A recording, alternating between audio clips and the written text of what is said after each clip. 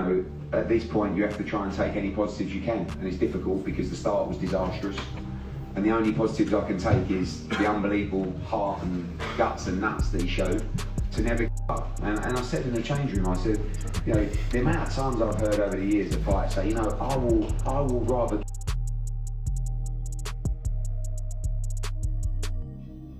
out than try and survive or lose on points. Out on my shield. He went out on his shield. Even when he didn't have his legs, he was trying to land the right hand, and he was trying to, you know, 4th round he hurt Dubois, 5th round Dubois' legs buckled, and at that point I think this is going to be one of the greatest comebacks I've ever seen. But walked on to a crushing right hand, and unfortunately there was no getting up from the last one.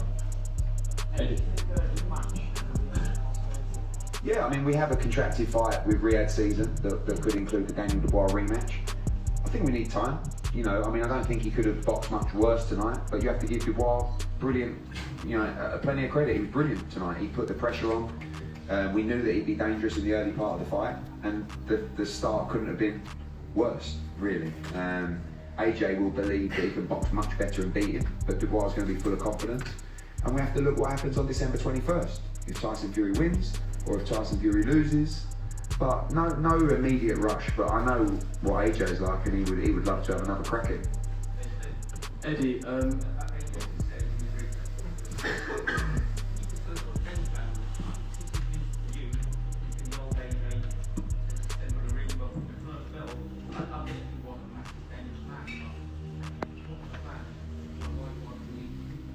yeah, we knew Dubois. He returns all the time when you jab, so that was something that we was looking to capitalise on. For whatever reason, you know, things didn't get going as we'd like to in the early part of the fight.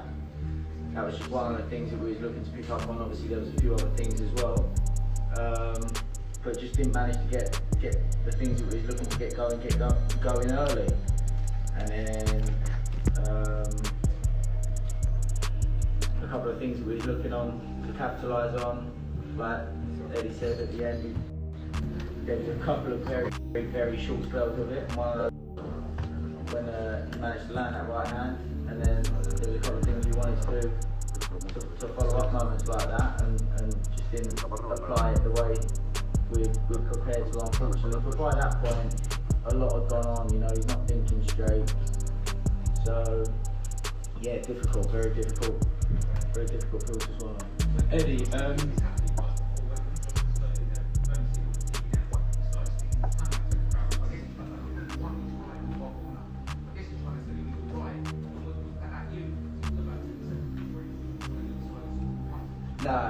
was asking for something for him, and he sort of said, like, I'm okay, let me know he's okay, actually talking in there.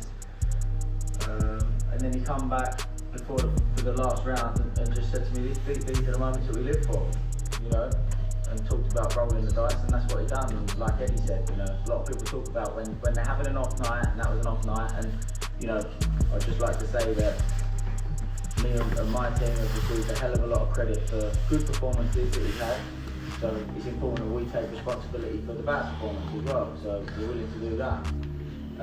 But we spoke about rolling the dice, and like I say, a lot of people talk about when things aren't going well, I'll go out on my shield, but he did that tonight, and a lot of people talk about, oh, is he hesitant to let his hands go? He showed he's not. He let his hands go. Unfortunately, he come off with a short straw tonight, but yeah, obviously we're very, very gutted.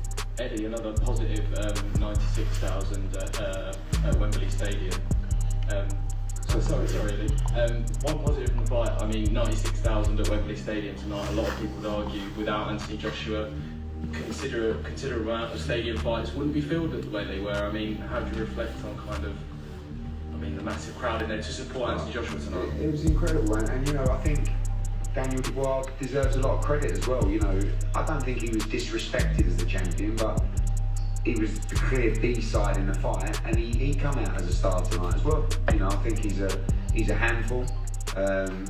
You know, he's a good young man, and he's come back from a lot as well. You know, people have written AJ off before in the past. We all wrote Daniel Dubois off, me included. You know, and actually he showed again tonight. Tough took some good shots tonight. You know, and it was only really when the 4th and 5th round come that I was thinking, actually, we could start breaking it down here. But by then, like Ben said, you know, because of the start, it's so difficult without a clear head to actually apply the things that he's been working on. And even then, you know, my dad messaged me, he said, wow, he said, made so many basic errors and still could have won the fight. You know, and that's a positive to take out of it. But I said to him, you've got to be proud you even found a way back into the fight. Because after the 2nd round, for me, the fight's done. It's over. And, you know, people always question people's heart. You know, even the last knockout, he's scrambling to get up. He couldn't have tried another inch. And that's all you can give to people. You know, and I think when you do that, you can look yourself in the mirror and say, I might not be good enough tonight, but I've tried my nuts off, and I gave everything. And I spoke to him last night, and he said to me, I'm ready to go to the trenches tomorrow night. He went all the way in the trenches.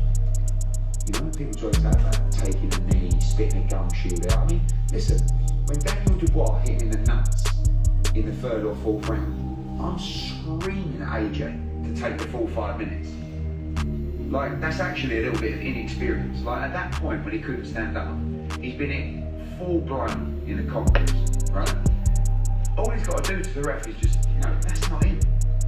He just went to the ref, I'm fine, come on, let's go. And I'm like, what are you doing? And then it happened again.